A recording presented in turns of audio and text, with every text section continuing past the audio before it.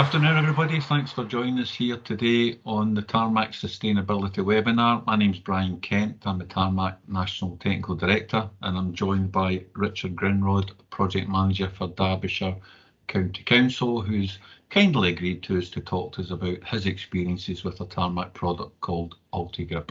Thanks for joining us, Richard. Thank you for inviting me, Brian. Just for the audience then, so Ultigrip basically was developed by Tarmac over 10 years ago now, and it was basically our option for applications and locations that need anti-skid type materials. History with anti-skid type materials has shown delamination and lack of durability. The Tarmac approach is to use the same calcined bauxite but lay it in a thicker 40mm layer, giving you a robust, well-compacted, durable product. And Richard's going to talk to us today now about his experience. So, Richard, can you tell me where you use this material? Yes, Brian. About 4 years ago now, it was June 2018, we used the Ultigrip on a bed on the A623 in Sparrowpit, which is in the northwest of Derbyshire within the Peak District. It's quite a heavily trafficked strategic route linking Manchester and Buxton area over towards Sheffield. So it does take a lot of HGVs. Now, the actual location is a very sharp bend, and it's also on a gradient as well. So we have in the past used high friction surfacing on this bend because it was an accident location as well. It is a 50-mile-an-hour road, and we've found that putting high friction down, because of the severity of the bend, it was only lasting 18 months to 2 years before we had to go back and redo the high friction on it. So one time when we went back to high friction, we actually put 2 layers of high friction on it to try and get it to adhere to the road underneath. But again, that didn't last too long either. So it was going to do a lot of maintenance on it quite regularly that caused us to look down the route of a different option to the high friction. So the challenges, by the sounds of it, were just anti-skid not lasting long enough?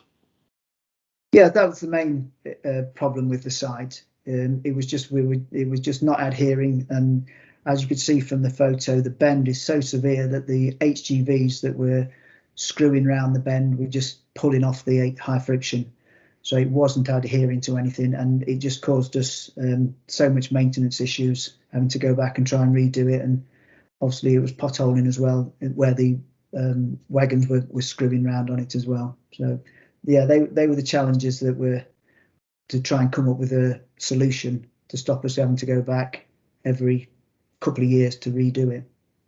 Okay, I understand that. So in terms of Ultigrip, why Ultigrip? Were there other alternatives, or was this the only alternative for you, the only option?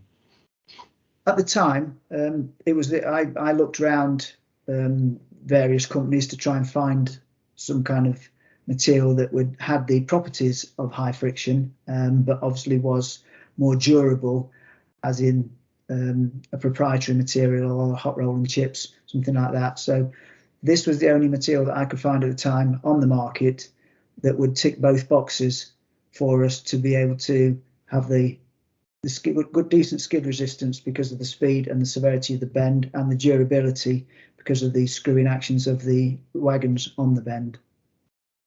Okay, and how's it going so far then? Well, I drive over it occasionally, and bear in mind it was 4 years ago, and it looks pretty much about the same as the day we laid it. There's no deformation, there's no potholes, the road looks in very, very good condition. Yeah, very happy with it. Good. So from a Derbyshire County Council point of view, that's in addition to your portfolio of options, is the sort of material you'll be looking at using again? Yes, without doubt. I mean, if the material, you will be able to tell people a bit more, it is quite an expensive material, and it is not one that you could just use over the whole network. You do have to pick the locations where it is suitable.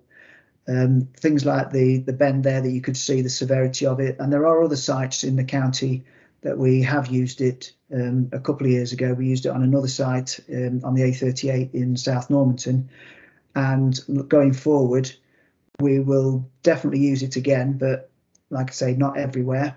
It would have to be in collaboration with our traffic team because it does have an impact on accidents as well. So we would use it with them to discuss sites where it would be suitable. Yeah, I think in terms of cost, you do have to take a whole life cost approach to this material. I think the durability and the service life, when you add it all up and you actually are reducing the number of interventions and reapplication of anti-skid and traffic management, labour plant, etc., that's when it stacks up, as you said, Richard. It's not an everyday solution for every site, but it's a lovely option to have now, isn't it?